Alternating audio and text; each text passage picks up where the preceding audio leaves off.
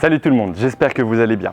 Sur cette capsule, nous allons voir le complexe de l'épaule. Alors, c'est un complexe un petit peu comme le dos parce qu'il y a plusieurs articulations proches, il y a plusieurs os proches en tout cas, qui peuvent empêcher leur fonction première.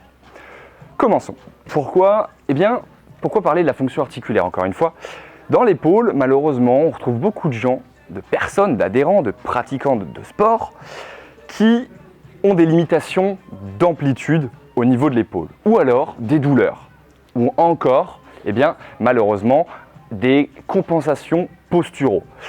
Par là, j'entends, ils vont avoir une épaule plus en haut, ou alors une épaule plus en arrière ou en avant, généralement en avant. À cause de quoi? À cause, de plusieurs dérèglements, ou alors une manque d'habitude de pratique. On a du mal à aller chercher des mouvements complets où on peut mobiliser entièrement notre amplitude articulaire. Vous l'avez donc compris, l'articulation de l'épaule doit être, dis-le, mobile, voilà. Elle doit être mobile parce que on peut bouger dans des degrés de liberté très importants. Quel mouvement? Tout d'abord, on peut faire une flexion, extension, okay. On peut faire une adduction, abduction, et on peut faire du circulaire. Ok, donc on peut aller chercher vraiment tout ce côté-là. C'est vraiment un gros cylindre autour de nous, une demi-sphère. Malheureusement, encore une fois, les articulations ont tendance à perdre ce qu'elles devraient avoir, c'est-à-dire en mobilité. Beaucoup de personnes, principalement âgées, vont se retrouver avec des incapacités de lever le bras plus que ça. On va être bloqué là. Beaucoup de jeunes aussi qui ont des problèmes posturaux. Lever le bras plus que ça, c'est très difficile. On va avoir les pectoraux en avant et on va avoir beaucoup de douleurs et de problèmes liés à l'épaule. En plus de ça, une arthrose précoce parce que nos articulations ne sont pas dans des bonnes positions. Alors, ce que je vois très souvent dans des tests bénins, je demande juste un overhead. Par exemple, l'overhead, on est là et on est là. Beaucoup d'individus, beaucoup de pratiquants ont du mal juste à aller là. Là, ils s'arrêtent là. Je leur demande un squat, qu'est-ce qu'on fait? On fait ça. Voilà. Alors qu'on devrait être là. Pourquoi? Parce que la charge, si elle est tombée en avant, elle va tomber. Alors que si elle est au-dessus de ma tête et qu'elle est stabilisée, je mets tout sur la stabilité de mes épaules, de mes omoplates, pour éviter que la barre se casse la gueule et que je me casse la gueule avec. Donc, beaucoup de limitations déjà au niveau de l'amplitude. Ce mouvement-là, des fois, il est difficile. Des fois, j'en ai parlé en plus il n'y a pas longtemps avec un de mes adhérents, ce genre de mouvement, il s'arrête là. Ça veut dire que là, à partir de là, beaucoup, je me sens bloqué là, j'ai une douleur. Merci la coiffe des rotateurs. Il y a également d'autres problèmes, peut-être que leur acromion est peut-être un peu crochu, ça peut arriver, mais en général, à force de mal travailler l'épaule, ils se sont créés des tendinites, des tendinopathies, ils se sont créés une rupture du ligament et même des dérèglements des muscles stabilisateurs de la coiffe des rotateurs. Donc ce genre de mouvement, c'est plus possible, à partir de là, ça prend plus en compte, ils peuvent rien faire. Par contre, on leur fait faire, hop, quart de tour, paume vers le plafond, je peux y aller. C'est juste une position de l'épaule. Là, ici, là je peux plus, quart de tour, hop, ils peuvent. Encore une fois, ça dépend de ton syndrome et de ta pathologie. Mais pour cela, déjà, n'hésite pas à aller voir un professionnel de santé, un ostéopathe, un chiropracteur, un kiné ou un professionnel du coaching qui a des habitudes dans réhab. Je ne suis pas un expert, mais je m'y connais et je sais traiter ce genre de choses avec en plus un objectif d'hypertrophie et de perte de poids. Donc, comme je l'ai dit, pourquoi cette articulation est mobile? C'est pas réellement une sphère, il y a quand même un côté sphérique à ça, qui vient se poser sur, juste sur un plat. À l'inverse de la hanche, où c'est vraiment une boule dans une cavité. Là, c'est un espèce de petit rembourrement qui est posé à plat. Dessus, viennent se mobiliser, je vous mets la photo juste après, vous avez au niveau des petits muscles qui sont là, pectoraux, les deltoïdes, les muscles de la coiffe des rotateurs, vous avez beaucoup de petits muscles et de ligaments qui viennent se coller à ça pour stabiliser notre épaule. Mais ce qui est complexe avec l'épaule, c'est qu'il n'y a pas que juste l'humérus. On a également l'acromion claviculaire, on a également le coraco-acromial qui peut rentrer en compte dans certains cas, le coraco-acromial. Vous avez également l'huméro-scapulaire qui peut faire mal donc. beaucoup de petites articulations, de petites jonctions qui vont nous limiter. Ce qu'il faut donc comprendre, c'est que, par exemple, un mouvement de bench ou un mouvement de rowing utilise l'épaule. Un mouvement de tirage utilise l'épaule dans un autre sens.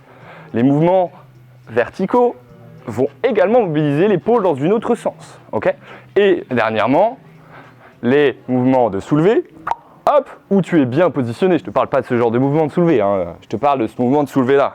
Hop, eh bien, ça va également mobiliser l'épaule dans une autre façon.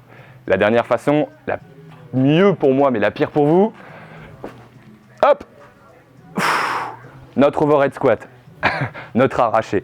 Ce qui est impossible pour la plupart des personnes, des pratiquants, même un petit jeune en muscu, on les voit jamais réaliser ces mouvements parce qu'ils ont l'incapacité physique de le faire. Comment traiter l'épaule dans la douleur? Premièrement, déjà relancer de la mobilité dans le mouvement scapulaire, c'est-à-dire le mouvement adduction des omoplates. Pour cela, les mouvements dits de rétraction scapulaire lors d'un rowing. Combien de personnes sont capables réellement de faire ça sans mobiliser la flexion de coude? Très peu. Donc premièrement, si tu veux augmenter ta mobilité, commence par reprendre conscience de tes omoplates, tes scapulas. Deuxièmement, la même chose verticalement.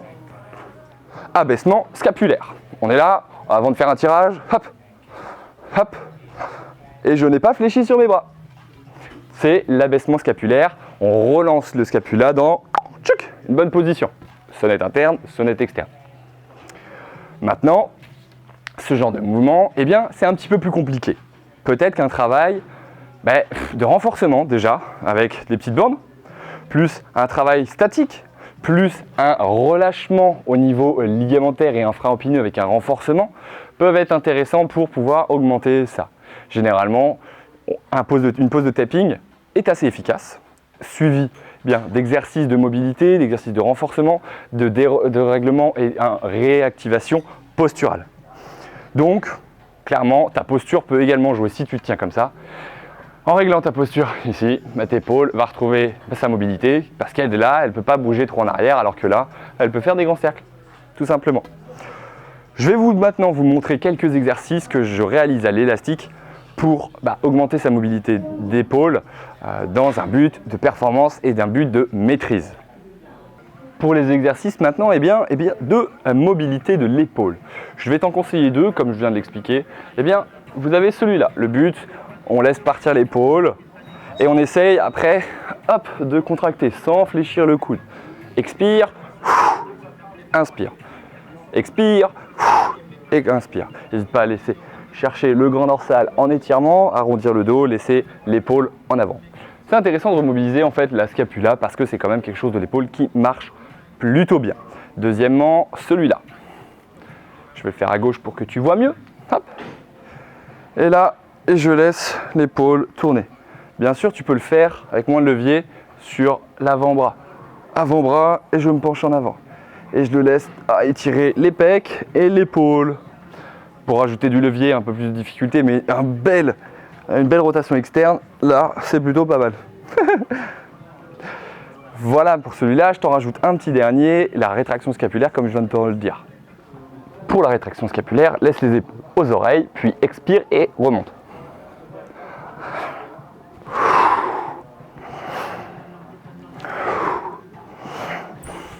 Donc voilà, j'espère que cette vidéo vous a plu. Les exercices demandent encore du matériel et demandent beaucoup de travail parce que cette épaule doit être mobile, mais c'est difficile.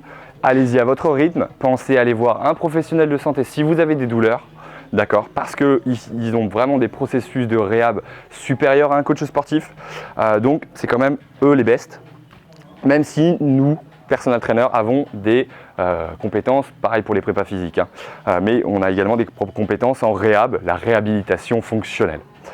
Pensez à vous mobiliser, encore une fois, c'est le plus important. Vos épaules, une épaule qui bouge, c'est une épaule saine.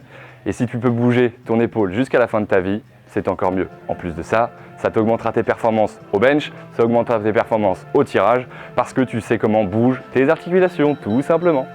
Merci de m'avoir écouté et on passe à la capsule numéro 4 la prochaine fois. Salut!